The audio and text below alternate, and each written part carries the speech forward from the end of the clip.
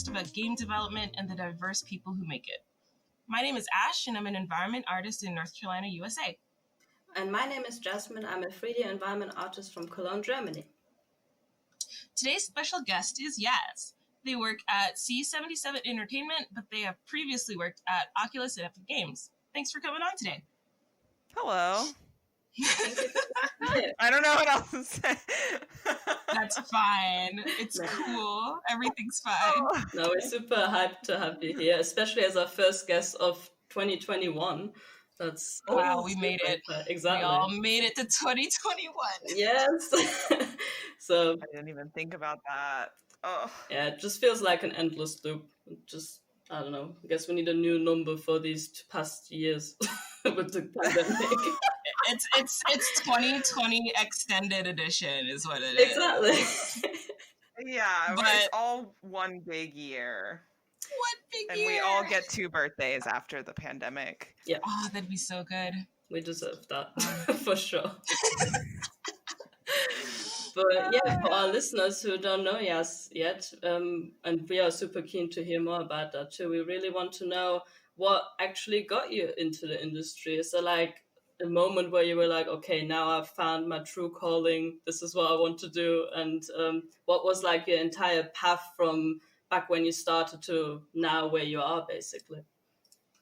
Yeah, so obviously I think like most children, I grew up playing video games. I loved them. I was very lucky that I had a stepdad who was the first person who's like, here's your Game Boy. You know, I'd never had one before.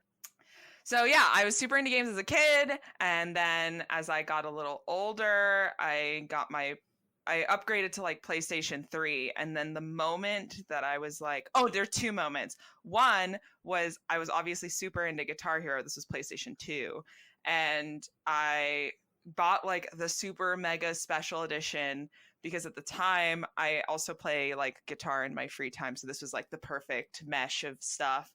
And so they had this like documentary on games in there and like how they made Guitar Hero. And I loved it so much watching it. I was like, I want to be a game artist because I also like made stupid comics and stuff as a kid. Like I really liked the whole art thing. And my mom was like, they don't make a lot of money. And I'm like, okay, like that kind of sucks, whatever. But then the PS3 came out and then I was playing Uncharted and Nathan Drake falls in the water and then he like gets out of the water and his pants are like wet. And that was like it. I was like, whoa, wait, I've never seen that. That's so iconic. Like before that, right?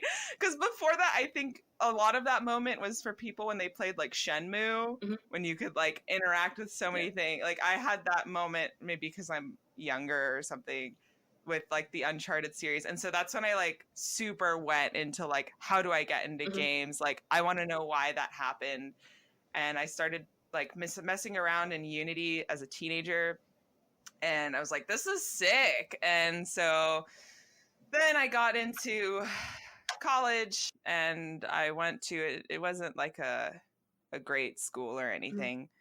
But I knew I wanted to do like game art.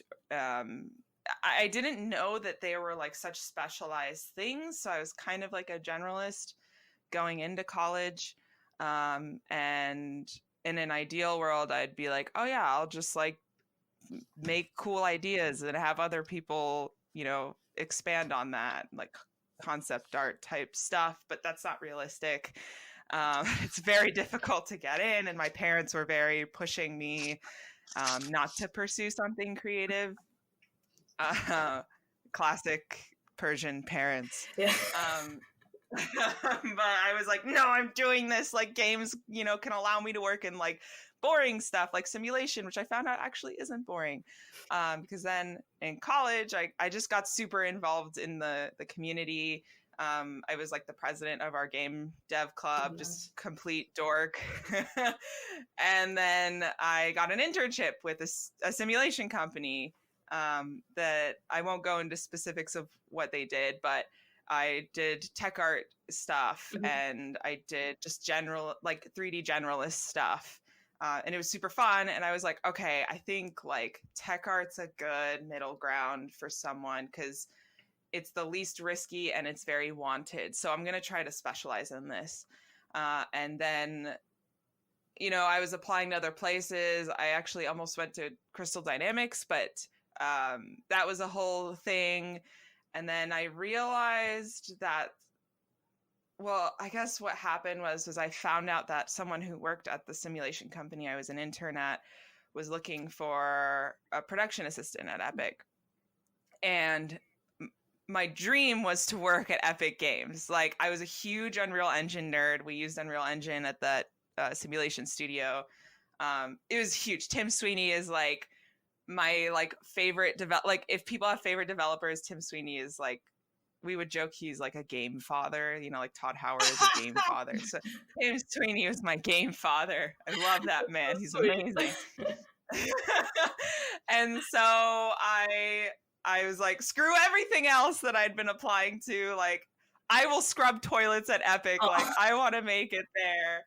And so I applied. Sorry, it's like a long story. No. So I applied, and everyone's like, yeah, this is pretty good. And my friend who was working there is like, well, they're looking for someone who's like, this is kind of a technical position. So we want someone who like understands the engine and can help work with engineers. And I love engineers. I love working with engineers. Artists are great. They're just very emotional. And engineers are like there's no like chit chat. There's no like, how's your day? It's just like, did you get this done? And it's like, okay, cool. Like next, you know, it's great. It's great. So I was like, this is awesome. Yeah, I'd love to like work with engineers. And so they thought I was a good fit because of my technical background. And so I was like Epic's first ever production assistant. That concept did not exist until they hired me because they wanted like juniors. Mm-hmm. I thought the job would be more technical. And it was incredibly challenging at times because I ended up working on obviously Fortnite, but primarily Unreal Engine, and some of the issues there are just very abstract. Mm-hmm. Like understanding, you know, who needs to put together what to make a feature happen can be very, very scary because it's just like all these connections and you know, I'm not a programmer by trade, so there's stuff that I'm just not going to know. I'm not like a senior engineer or anything. So yeah, it was challenging. It was great. I felt like I grew out of the position. And so I left and kind of like graduated and went to Oculus. And I came to the realization that after all these years of thinking AAA was for me, like everyone was always like, yeah, this is such a AAA person. Like she'll die in crunch. I was like, you know what? I kind of miss the wearing all hats thing. Like I kind of miss the, like, I want to do everything. And I miss the challenge of that. And so I now I'm at C77 Entertainment, which is a team of primarily ex-Halo devs and artists, and I'm having a blast. I'm the only producer, which is really nice because at Epic, after I was at Epic before Fortnite exploded, and everyone knew each other. The building, it was like we would all fit in like one building. Everyone was on a first name basis. Like it was a big family. And then when Fortnite happened, it like exploded. And there are just people I don't know in the halls and people telling me to do stuff. And I'm like, I don't even know who you are. And it was really bizarre. And I didn't like that. I liked the like pre-era. Yeah. So yeah, I kind of went back to that. That's really, sorry. Oh, don't mind. That was super interesting because the thing is, I heard always of producers, and in my internship we also had a producer, but it's not like a role where you, especially when you're at university, you don't really think about becoming a producer. Maybe I'm sure there are people who do, but it's like really interesting to me how you adjusted to it like so easily in a way, or was it easy? Does it just sound like you like kind of grew into this role so well, or did you ever like think about going into this when you were at university already, or did it just come to you because at Epic they offered you this very unique position? That's a really good question. Yeah, I didn't think I would be a producer. I was like, if I'm ever a producer, it's because I'm like old and I'm retiring and I'm done making content. But because of just the timing of everything and my personal goals of just the location I wanted to work at, I grew into that, producer position. I was always kind of like, I don't want to say bossy, but like always people were like, what do I do? And I'm like, all right, you're doing this, you're doing, like, I always naturally was like that. Yeah. Then being in a professional setting made me better at that, because I definitely wasn't good at it. And now it's actually crazy. I was just thinking the other day of how much I've just changed as a person because of being a producer. Like, even in life, I'm like ridiculously organized now. Whereas before I'd be like, whatever, I'm so stressed out. And now I'm like, no, we're going to produce this. It's going to be great. We're going to get your groceries and pick up your laundry. And, That's like all aspects. That's such a great skill to have. Like, do you have any like quick tips that we could even apply to our own life? Because I don't know, like how for you, Ash, for being an artist, like you try to be organized and you like set up a plan for yourself. Yeah, but following that is like another question. It's hard. Yeah. I won't show you guys what's out of frame in this camera, but I'm very disorganized. Like I'm more like the kind of person where I'm okay with living in disorganization, but there's a threshold that gets met. And then once that threshold gets met, then I'm like, I have to clean and organize and get rid of things. And then after that, I'm good for another like 3 months until it gets back to the same place. I'm definitely not like even my desktop is very disorganized. But we won't talk about that because this isn't about me. Like this isn't about my disorganization. It's just like my energy is spent doing other things. It is used for creative ventures and podcasting and language study. That's what I use my energy for. Cleaning, not as much, So yeah, I could probably use a little bit of production know-how to keep my life in check a little bit more. I actually wanted to know, like, what kind of skills do you think are kind of like paramount / really important for people who are wanting to kind of like be in a similar position to you? Like, what kind of things do you see being the most important, or things that are just like less desirable? Any sort of like notes like that would be kind of interesting to hear. Right. So there's so many GDC talks on this, but there's like, complete transparency. I used to think producers were like, it was the dumbest job, like a waste of time. Like, why do you need someone to be mommy? Like for, how many years of development? I just didn't get it. Now I get it, because it's exactly what you said, which is, you need someone to take on the burden or like the energy of corralling and organizing. Otherwise, no one's on the same page. So the biggest thing that I would recommend or say that you need to be good at is obviously communication, which is like such a soft skill, but soft skills are so obscure that they're hard to develop. I don't think organization is necessarily a big one, because anytime I've had any issue on a project, it's because some communication wasn't made. So communication is obviously like just so obvious, huge. But then the second one is like, I hate this word, but you have to be like a people person. Mm-hmm. So like going on my team, I know not to ask this person a question at 11:30 because they haven't had their second coffee. And then I know that at 2, this person, goes into hardcore focus mode. So I need to ask everything before that. And then like, this other type of person, I have to ask him how his day is before I start talking about work. But then the other guy is the complete opposite. He doesn't give a shit. He wants to. Oh, sorry. Can I say naughty words? It's fine. Don't worry. Okay. I'll say, we're all grown ups. This other person doesn't want to hear about that. Yeah. He just wants to know what he needs to do, and he likes just being told what to do, and he'll get it done. And that's like obviously my favorite type, because I do have time to like joke around and stuff. I love that. I hate being serious, but sometimes you just gotta get it done because it's just been get in and get out. Yeah, and it's just too much going on. And so yeah, you're like, you have to be the person that's thinking about the organization and communication flow, so they don't have to. Mm-hmm. So you're like, you're all doing this, and everyone's just like, okay, like I don't have to worry about that. I trust that Yaz is making these decisions because they're the best for the team or whatever. That's really interesting to have like that kind of relationship with the people in the team. There's like a lot of like psychology even going into it. So it would be like important, I guess, to be able to read people like you described. That's super interesting. I didn't even think into that direction, but it's great to have you as like a coordinator and a person who can solve things when somebody's like completely lost. Yeah, I feel like people like that just really will like make the difference also because they Yeah. are like empathetically like in tune to what's happening with you. Like I feel like it would make such a huge difference in like, not even thinking about like in a work sense, but even just like if you had someone on a team in like a school project or whatever to be in tune with you so they know that like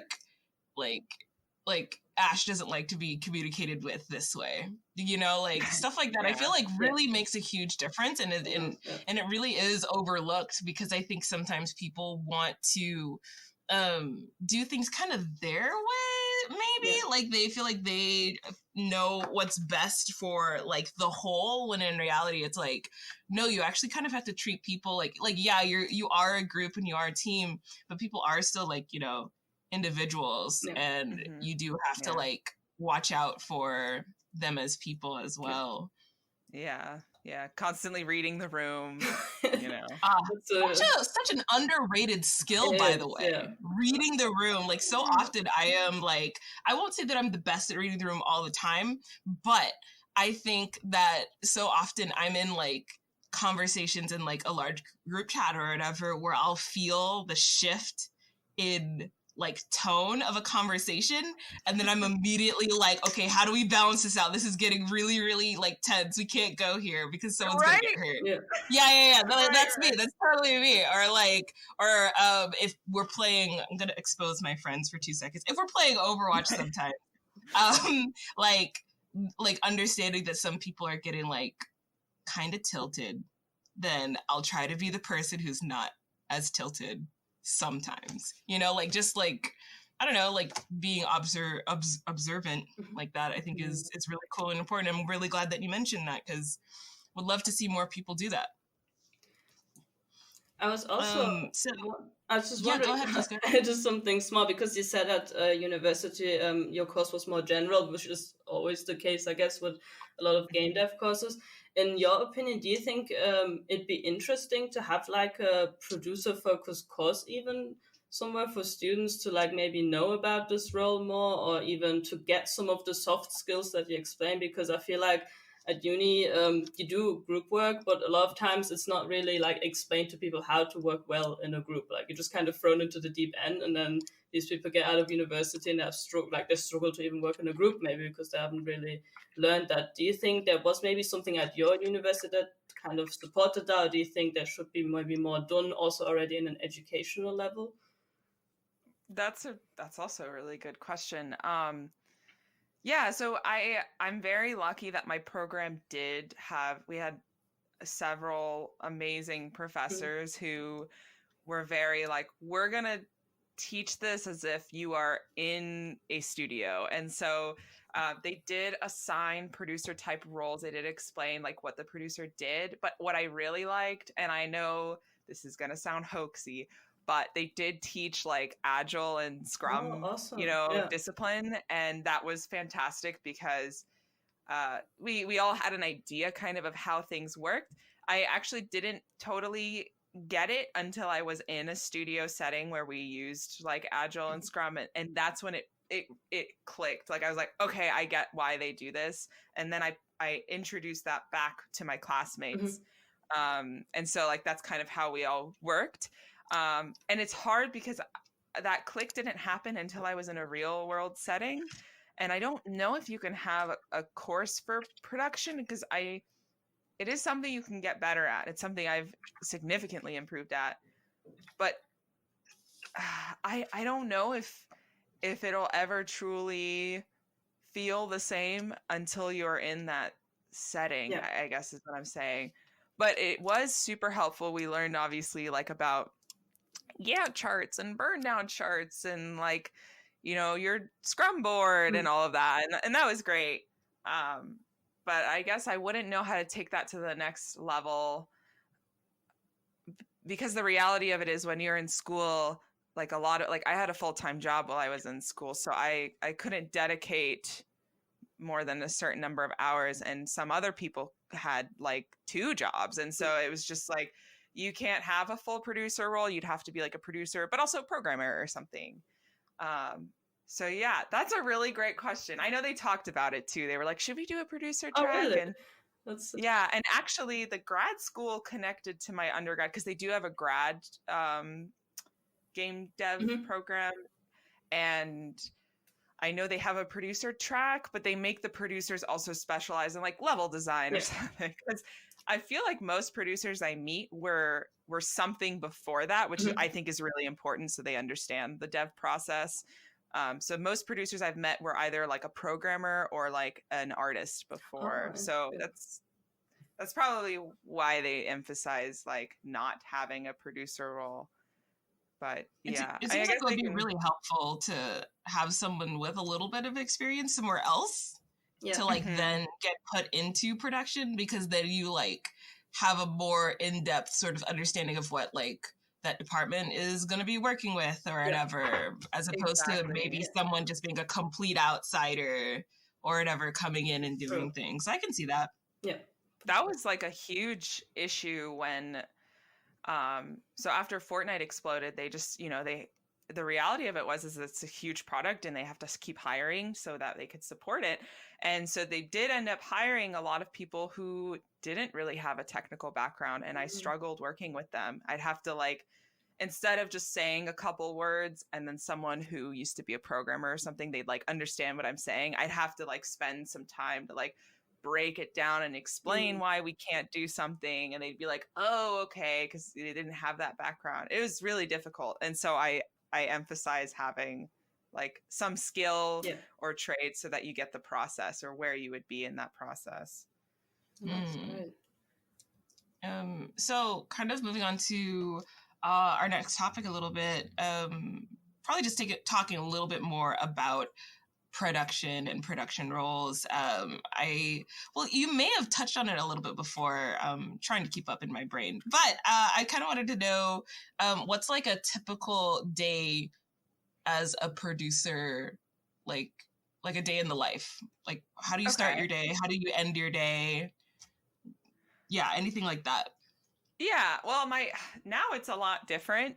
At Epic, it was very time consuming. It's like my phone was always going off. It'd be 3 a.m, and I'd like get a message from someone that's like, can you do this like right now? And I'm like, why does like the servers in Brazil have to react this way right now? Like now I have to deal with this.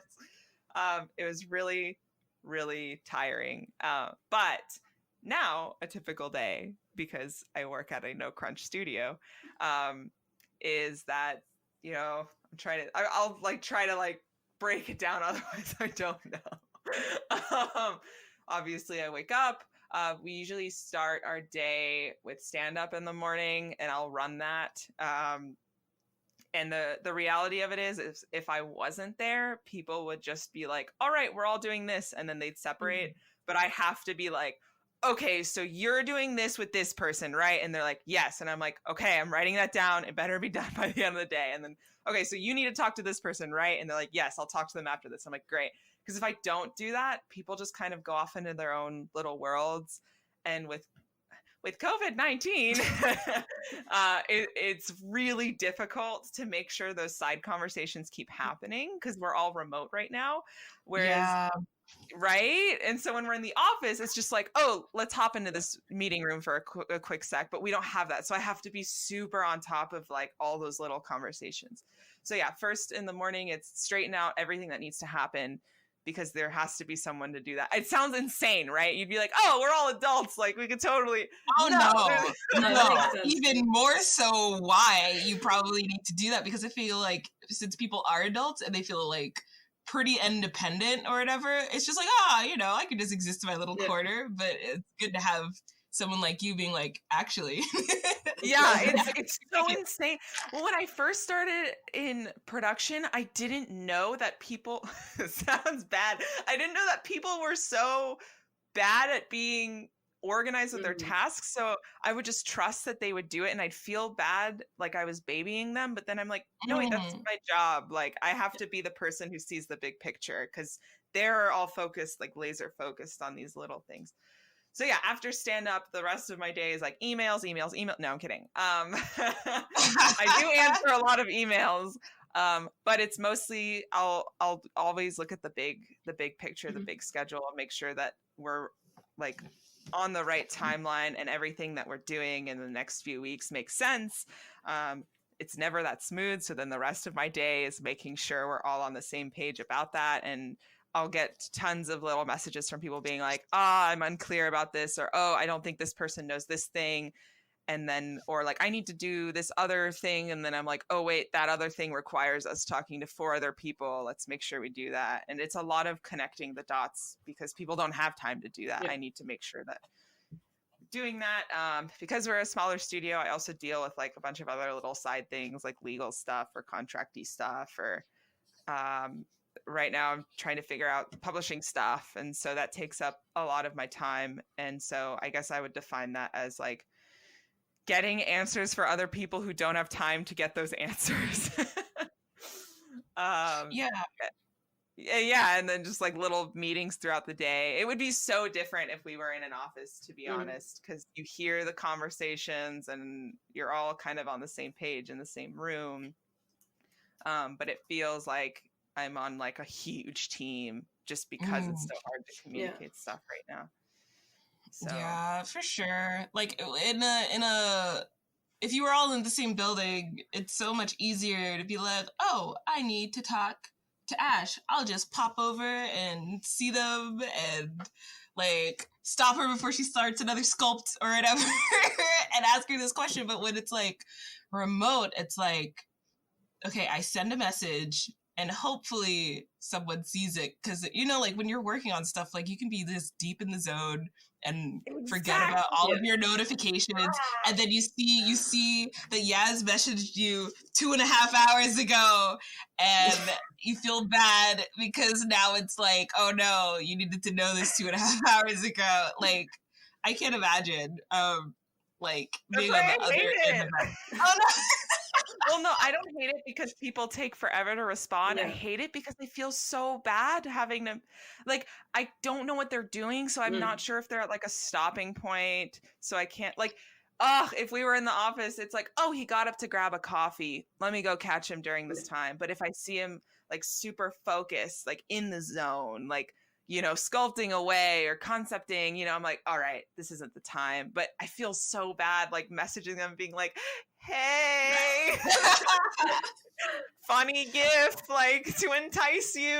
Like, oh what are no. you up to? I do wonder though, did it like get easier over the past year, or is it like still at a point where you think, oh, I still wish we would be back in the office, or is it like getting maybe that people are being a bit more aware of that they need to be more present on Slack, for example, have it open on another window at all times? Or do you think it's not like in people's head yet because it's still such an unusual thing to be in?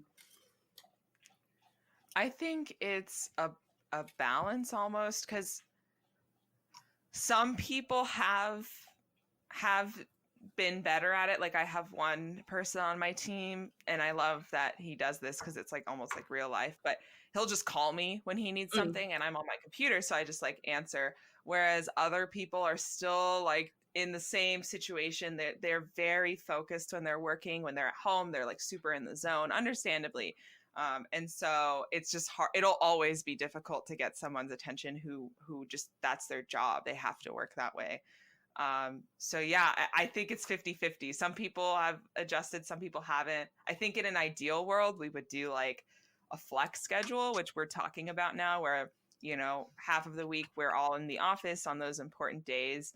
But then we've designated like Wednesdays, for example, as like a no meetings allowed day, which obviously doesn't apply to me, but everyone else is like allowed to be focused in the zone. We're not talking about it today. It's tomorrow problem. And I'm like, okay, this is great because I love that day in a lot of ways, because that's when I'm not bothered by other people. So I can get like, you know, I can clean up our tasks and go through our bugs and reprioritize things and get in the zone. And so I think, yeah, in an ideal world, we would just be working from home a few days a week, but then have that social interaction for those needed like connections that are lost. That honestly sounds ideal. So many people, I feel like, especially if you're on the more introverted side, having the ability to have both, I feel like would help a lot of people, or help people who have social anxiety problems, for example, like knowing that like, oh man, I have to spend a couple days around people, and then I can like prepare like coping mechanisms or whatever to help me get through those days, but also knowing that I could come home and work from here in my pajamas with my cat. I feel like that would help the mental health of a lot of people, because like, you know, it's kind of like a big topic right now, since not everyone, but you know, like a lot of people in a lot of different industries are working from home now, but there are still the people who are like, oh, I miss the office, and then other people are like, you know, like, no, I kind of prefer working from home. But I think that if you had, you know, more options to kind of help people, I think it would help retain people a little bit more, maybe, but then just make companies like a better place to work at, you know, like that sounds great to me. Yeah, absolutely. Sure. You need those days to like prep. Like even before we do stand up, I spend like 10 to 15 minutes just organizing all my thoughts, because I just woke up, I'm all over the place. I'm not really organized by nature. I have to force myself to be. So yeah, you do need those like moments away where you can be secluded to figure stuff out. I agree. Yeah, you know, hopefully we'll see a bit more of that in the future, because I do think it'll be like really beneficial. Like there's people like me, you know, who enjoy people, love being around people, and then there's people who do just as great work, but they kind of just want to not be around people right now, and I feel like we should be accommodating those kinds of people more. Kind of another question that I had for you, which again, like we may have talked about this already, like this job that you're doing right now, how does it present different challenges in comparison to other things you've done? Like, and this can be like in comparison to where, like the place that you're working now as opposed to previous places you've worked, or even just like how you started work in the industry versus like production, like anything like that, would be cool to hear. Yeah, that's a good question. Well, I've never worked during a pandemic before, so well, there's one thing. There's one thing. The biggest challenge, and it's unique to our current situation, but I had left Oculus. I went on like a fun employment thing, so I like didn't work for a couple months because I'm like, I need summer camp break, like I need that. Yeah. So I did that before I went to C77, and then I was at C77. I think it was March. And then 2 weeks later, I met everyone. You know, they're all still pretty new to me. The team is new, and then like 2 weeks later, we've been in quarantine ever since. Oh no! And so the biggest, right?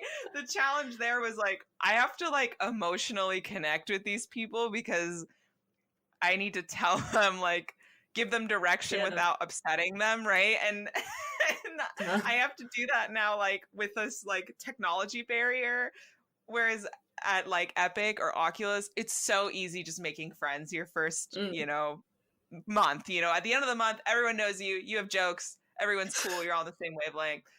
That didn't happen. I mean not that it didn't happen. My team and I, like, we all love each other, and we're actually like super close. Like we're also just like friends, which is awesome. But it was awkward, you know, for a while, being like, please like me. Like, like we ended up hiring people that we've never seen in real life. Like it's like even harder then. But those people have gotten very close to me, because I don't know, it's just crazy how, you know, you gravitate to like emotional support from certain people. And I was really happy that I could be that person for some people. and I haven't even met them. It's like awesome, you know? And so that was really hard. But to actually answer your question, I think the bigger the organization, the harder the communication gets, like insanely hard. Yeah. So like at Epic, before Fortnite, if I wanted to get something done, I'd talk to 2 people. And then Fortnite happened, it took 9 people to get something really simple out of the way. And now that I'm back on a smaller scale, I only talk to like 1 person. Like it's fantastic because the bigger companies, the tiniest little change is going to ripple across all these other people, or you have to get approval from like crazy high stages, and it's just like so insanely difficult to get like the most. Like I had to change a word on like a website once because someone had a typo, and it took like 10 people and the legal team and the marketing team. And I'm like, I just need you to fix this word. I didn't even write it. It's just wrong and I need to fix it. Sure, the person who did that typo was like, oops, I don't know who did that typo. I didn't cause all this mess. Oh, it's like insane. Like, guys, like we once had like a meeting about whether something should be a circle or a square, and that was like this whole thing. And I'm like, just make it a freaking square. Like, I don't care. We'll fix it late. Like, this is an expensive meeting. We have like the head of this guy and the head of tech and the lead, artist. Like, this meeting probably costs like $500,000 every second. Like. Oh my god. Like a bit out of a sitcom. You couldn't even make this up. Like, honestly, and you're just sitting there kind of being like stuck in your own body watching things happen. And you're like, oh no. Because there's people in like higher positions who like threw together the meeting. I wish like people understood, like there needs to be like a meeting cost. I think there is like a meeting cost calculator, but it has like a timer and you put everyone's like estimated salary and then like it'll tell you how expensive the meeting was. Oh no. That's why you have a producer. Because people get off on tangents and you're like, nope, we have like the head of engineering here. We can't keep it anymore. Oh man. Like I'm kind of reeling thinking about such a situation, actually. Just any sort of time where you put like a dollar amount on something is like, can we please stop bring money into this? I don't want to know. Every second is precious, just let me know. Yeah, like that pressure for sure is on in that certain situation. But yeah, what a day as a producer, honestly. Like it seems like you would be busy, basically, like busy bee all day. Like to me, like obviously like artists and things have a lot of things to do, but the person like corralling everyone, I don't know how you have the brain space, really, because I barely have the brain space for myself and like I'll do like enough, like writing things down, like the basic things, but like writing things down for 5 people or 10 people and 15, 20 people or whatever, that's a lot of work. And I have no idea how you keep it together, honestly, in your brain. That's insane. Yeah, I will add that, like, oh shoot, what was I gonna say? Oh yeah, in an ideal world, you like wouldn't need a producer. Like, if everyone's perfect, if everyone's constantly communicating and coming to the same agreement all the time, and everyone shares the same vision, and everyone knows the budget, like, you won't need a producer. You don't need a producer. That's why Naughty Dog doesn't have a producer. Like, they don't have producers. They don't need it. But that's why they crunch so much, because there isn't someone being like, okay, if you really want to get this done by this time, I really think we should like do these things first, or we should cut this completely, or, or, oh, wait, before we do this, we need to do this. Otherwise, that's going to, block these other people like for 3 months or something. So yeah, that's why I need a producer, because no one's perfect. No, I think I that's wish. And I'm because management skills are like a whole thing in itself. Like you can't expect everyone to have like the art skills and design skills and that, and then like management. That's like a whole thing that you can even Yeah. like go into, and having somebody being responsible for that and not having that extra pressure on you while you have to work on other things. It's amazing, and I hope to have some like a good producer on a project when oh I was man, over there. yeah. That's like Yeah. the must have a thing, which maybe many people not think about if they're just going to work as an artist or a designer or something on a project. They're not going to think, oh, I hope I have a good producer. But then when you get there and there's nobody to like plan these things, you can't just throw into the deep end. It's yeah. Then you realize that you really need somebody to be responsible for that big chunk Oh of man. work. Yeah, there's only I always say there's only really, really good producers or really, really bad producers. I've only ever met really, really good or really, really bad. And obviously I'm like really good. But Obviously. all jokes aside, I it's one of those skills where it's a switch. You either can do it or you can't. And that's the reality of it. I mean, it's like any other. I think a lot of skills are like that, but that's true. Yeah. Sure. I'm sure the team that you are currently on is very thankful for your presence. And I hope that all the good producers are getting nice gifts and gift baskets and treats from their companies, because send them all the good vibes. It's truly keeping this ship from sinking out here in these streets. So yeah, we're gonna stop right there for now and take a short break.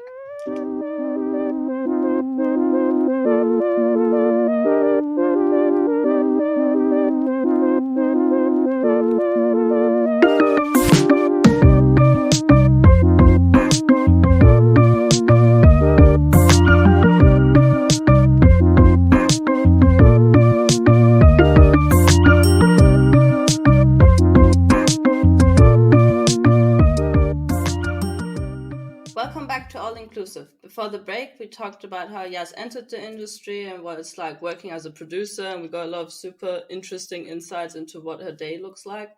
And next, I was very interested to maybe talk to you a little bit about what kind of art you enjoy, because you mentioned that during university and also in between that you worked inside Unity and Unreal by yourself, but I also saw you have like a lot of cool artwork on your website and did like all these little games on itch.io. So I just wanted to like talk a bit what this art like includes that you enjoy doing, how it might inspire you.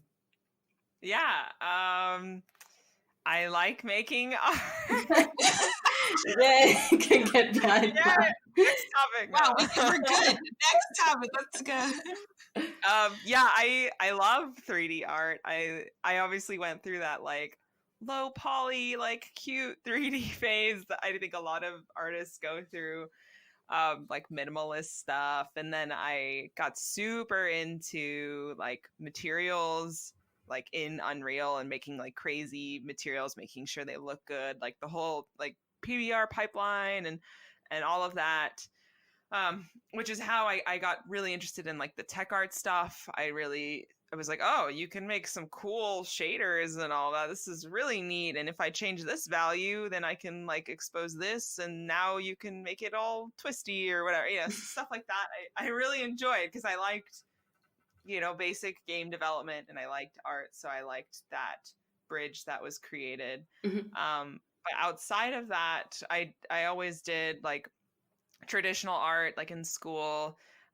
We did have to take like studio art classes, and those are some of my favorite, because it's like, I'm sure the two of you have had to take like traditional classes at some point, and you're like in this like, super quiet room. You might hear someone cough. There's like a naked person, in the middle of the room, and you're just like in the zone, like going at it. So I really, really love that. And so, yeah, in my free time, I do like freelance illustration and stuff. I hadn't been able to do that before because other places I'd worked didn't allow their employees to do freelance. So yeah, I've been really taking advantage of that with my current studio. They're wonderful. They're like, absolutely, do whatever you want outside of your work hours. What happens after work stays, there. And I found that I tend to make a lot of work, and I think the two of you definitely probably relate, but you probably make a lot of stuff when you're like feeling something, you know, you're like, I just need to shove these emotions somewhere else. And so, yeah, like culturally, like, you know, Jasmine and I are both Iranian, and there's always something going on that side of the world. So I'm always feeling stuff, and so I'm always creating stuff based around my background, and I don't live close to my family, and so it's like the best way to connect with them. So yeah, I do enjoy making both 2D and 3D art. And the last 3D type thing I'd been working on was well, originally I was making like this whole super intense material library for myself so that I could reference and like side projects for fun. And then my friend was like, yo, what if we made like a PS1 style game and everything looked awful? And I'm like, that's sick. Like, let's do that. PS1 graphics are so cool, honestly. Like my favorite aesthetic. Yeah. We got super into investigating why it looks the way it does, what causes the popping. And so like I wrote like a little shader that, you know, mimics that. And that was super fun. And it was originally in Unreal. Now we've decided to continue it in Unity just for fun. And the name of the game is like, it's called the Animal Knife Fight, and you play as yes, probably see it on Twitter. Yeah, so good. You play as these tiny animals with like different knives and different weapons, and so I'm just like going through and making all the animals, and I like rigged and animated them, and I don't want to show too much because it's more exciting when it's like, here's everything. So, but that's been like my passion project, like games wise, and then on the side I do like painting and illustration. I have like a project that I might be working on that you guys might find interesting. There's like this brewery in Brooklyn run by two Iranian women. And so they needed help like design, like with some illustration stuff. And so I'm like helping them out there. And I don't know, it's been a blast. Quarantine's been great. That'd be so great to see. Like, I think it's so inspiring that you let your cultural background be influenced in your art too. And I want to do something similar as well, because there is so much you can draw from that. And because we also not really see it much in media, like we touched upon that in another podcast with Jaris, who does a lot of African inspired art.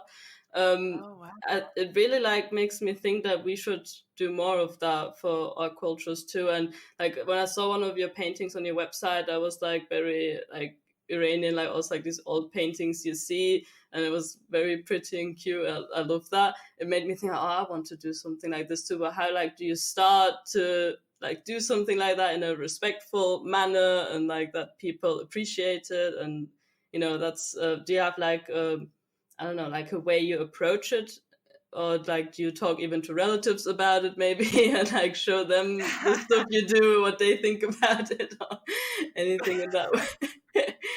There's like super sensitive about, I don't know, my family history is they were all before my grandmother, like skipped my grandmother and went to my mom because she's a painter. But before that, they were all these like super emotional artists that like had these tragic backgrounds. So they're really sensitive about it when I'm like, oh, I'm thinking of like starting a new painting, and they're like, oh, like why? You know, like why must you be this way? And they're like, oh my God, you're so annoying. No, I just take what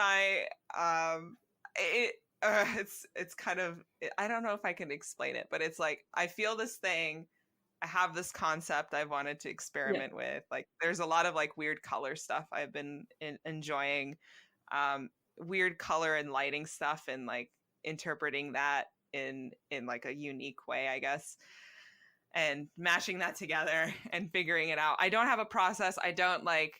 I might come up with like a thumbnail or something just to make sure the idea works. And then I'll have like a reference.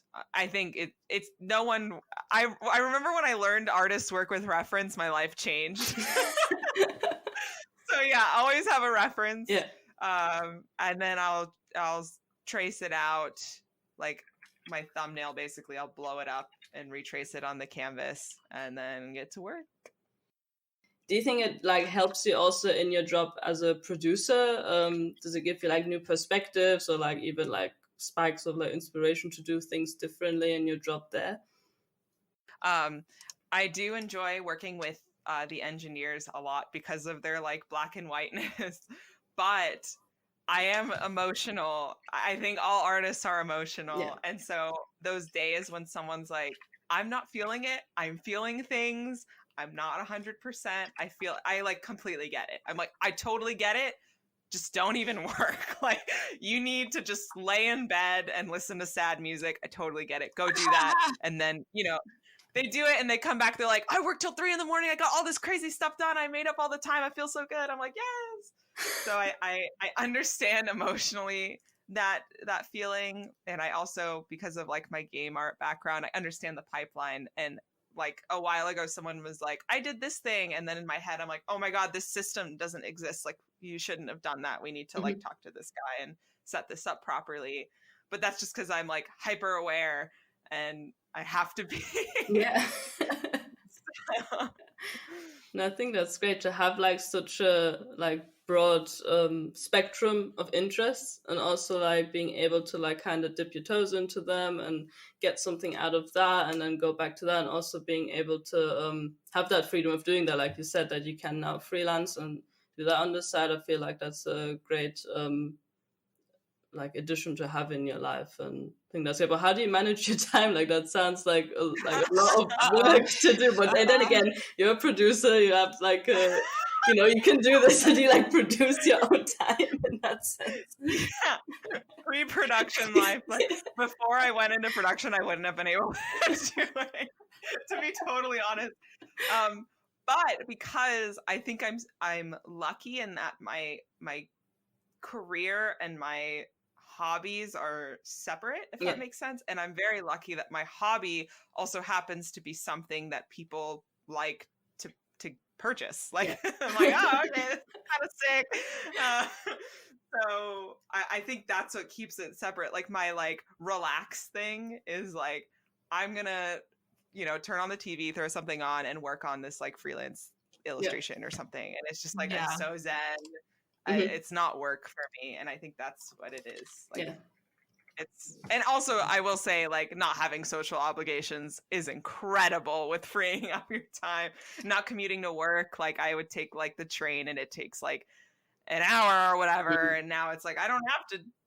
That's 2 hours that I get back. So yeah, I mean, like it's how do I even put this? I think it's so nice to be like a more well-rounded person in the end, like having those experiences and having that separation from, like what you're saying, your hobbies and your work life. I think it makes you like a better overall person to be around, like having that experience doing like freelance and having experience working with like cultural art and things like that. Like it all makes you, and that richer person, brings richness to the team that they're on. So it can be kind of hard to like, as an artist, from my point of view also, is it can be kind of hard to let yourself be different and not only just do art, but it's good for you. It's like vegetables, but more fun, I suppose, like making sure that you're doing stuff like that. So kind of moving on quickly into the final topic.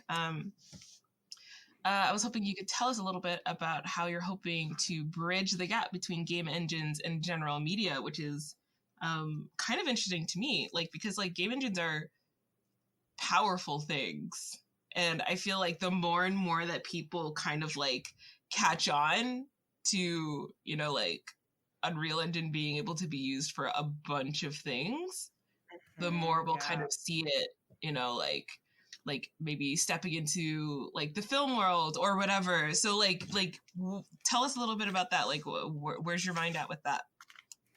Yeah, so I think I'm very, very lucky that I have the background in engines to kind of bridge the gap, and we're slowly seeing like some artists like on Twitter making really cool animated content, like 2D stuff in Blender. But it's traditionally a game space, like a games tool. And so it's like super cool seeing, these new perspectives from these tools, and it's like, oh my God, like now Unreal Engine is like running in a car, like, like all these, like that's crazy. Or also they're doing a bunch of like, the stuff with the Mandalorian that they did, and all of that. It's incredible. And I think people don't understand that there is a connection there. And I know the whole like, are games art argument, and I always say no, they're not. Games are not art, but you can make it art, and that's what I'm excited for. And I hope more people like us and like me who have this interest in both 2D and 3D art. Like I've obviously seen Jasmine's work, and it takes that, like you encapsulate that perfectly, right? Like the hand painted tooniness, like if you screenshot it you'd think it was like painted, but actually, oh, I can rotate this, I can explore this and look at all these little details, and that's not possible in like in Photoshop, right? And like the animations and stuff, so easy to hook up in Unreal. And I can't wait for when everyone is like, ideally, like maybe we're in VR and maybe we can walk around and, oh, this light needs to move to the left a little bit, I'm in this space. Like that's so cool. Like that's what I hope the direction we're going in. So what about you guys? Like what do you find yourselves drawn to? I think what you like touched upon, that whole thing of bringing 2D into the 3D space, is like a huge thing for me as well, because I love traditional art and I started with traditional art, but I wasn't like passionate about it in a sense that I would see myself being really good at it. But then as soon as I discovered 3D, I was like, oh, I can kind of merge this and then be good at this, and kind of merge these passions that I have into something that I can actually reproduce into the ideas that I have in my head and bring them on, like not on paper, but into like 3D, and trick people maybe into thinking it's 2D. And having that tool is super powerful. And I think it also brings people from other spheres into like games and also this type of media, because maybe people who are into traditional art or like architecture or paintings and stuff, they would never consider using Unreal or anything like that because it's so game focused. But with it opening up that door, it's can really enrich our industry too, and our like art as a whole, because we can all merge everything together in this huge pot and be like inspired by each other and enrich each other in the whole process of that. It's much better. I think it's like kind of democratizing the whole thing, like that the boundaries break apart. Very well. Yeah, that's very well put. The architecture thing is a great example too. Yes, it's a big thing. Like this question is hard for me to answer because I'm pretty new to this sphere in more ways than one, not necessarily just like with like starting freelance work or whatever. I didn't start out trying to be a game artist at all. I kind of became a game artist because game art was easy to find on Twitter, and people were not precious with the information that they knew. I went to school to try to become a character animator and work in animation. Actually, that's actually on my degree somewhere in this room. It actually says that I'm a character animator on paper. And so what I actually wanted to do was more like the classic, like I grew up with Disney films and Cinderella and like Pocahontas and things like that.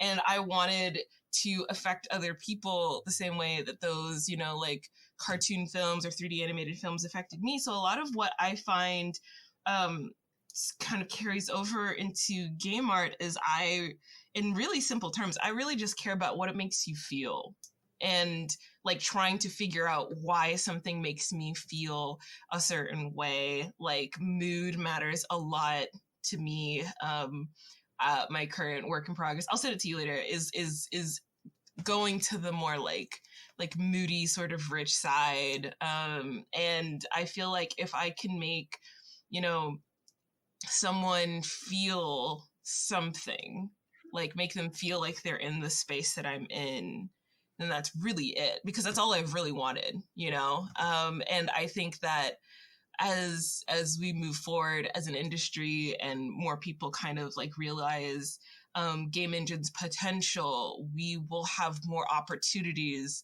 to make people feel things that, you know, like they probably didn't think that they could feel Yeah. before, whether it's like through video games or like VR experiences or anything like that, or like using a game engine to kind of help like bridge a gap between like film and other things. Like there's like a tremendous potential, I think, that game art kind of holds, that is just kind of now being pursued and unlocked. So I think on my end, like it's always been about the art. You know, if the art is good and if it makes you feel something, then like that's really all I care about. Which may not be an answer that some people like, but it's fine because that's my answer. You know, like that's all I'm here for. You know, so yeah, I guess that answers your question. That's awesome, because that's like the perfect example of like, I was in this space, but then I discovered that this one opens more doors, but I can, it's like the same, you know, like I can transition and whoa, like that's so cool. I don't know. That's really awesome that you came to that realization. Because it's like so cool when you play games, when you see an artwork and you can imagine yourself there, or like feel like I'm going there. That's, I think, the best thing ever. That's like being able to travel through space and time almost, and experience being there. It's something magical about, I think, art and game art, especially because you can immerse yourself into a space that doesn't exist maybe, but you created it for the people and for yourself. And I think that's makes you feel like a magician almost. Yeah, for sure. And we all get to touch a little piece of it. We all get to make things happen for other people. So I think that's like a great place to end, actually. Like that makes you feel things, you guys. Very wholesome. We're good. All warm and fuzzy. But yeah, like that was great. And you know, just want to say for people listening, you can find Yaz on Twitter and her website. We will be including those links in the description box below, so you can keep up with them and find out all the cool things that they're doing, and keep an eye on it. So thanks for coming on and talking to us and hanging out. This is great. You guys are so fun to talk to. I hope, it sounds so like formal, I hope we can continue to be friends and have a good conversation. Yes, for sure. It's been really refreshing. I'm glad. Like we're trying to make this podcast like a refreshing space, you know. So I'm glad that you feel about it that way. That's good. It's the best compliment we could get. Brings us back to that all fuzzy and warm, wholesome feel. We're just never gonna leave this spot. We live here now. Thank you so much for coming on. We had such a great time with you. And if anyone listening would like to suggest someone to join us on the podcast, someone who's a great positive force in the community, along with being great at what they're doing, please send us an email at allinclusivepodcast@gmail.com. That's all-inclusive, no spaces, pdcst@gmail.com. They can be a 2D artist, a 3D artist, community manager, someone who works in QA. We're open to having anyone come on here and talk to us and have a cozy chat. So thank you for joining us for another episode of All Inclusive. We hope that you have had as much fun listening to us as we do talking. You can find us on a couple different social media channels, which you can find in the description box below, and that's most likely going to include Twitter, YouTube, and Spotify. Thanks again, and we hope you'll join us for another episode of All Inclusive.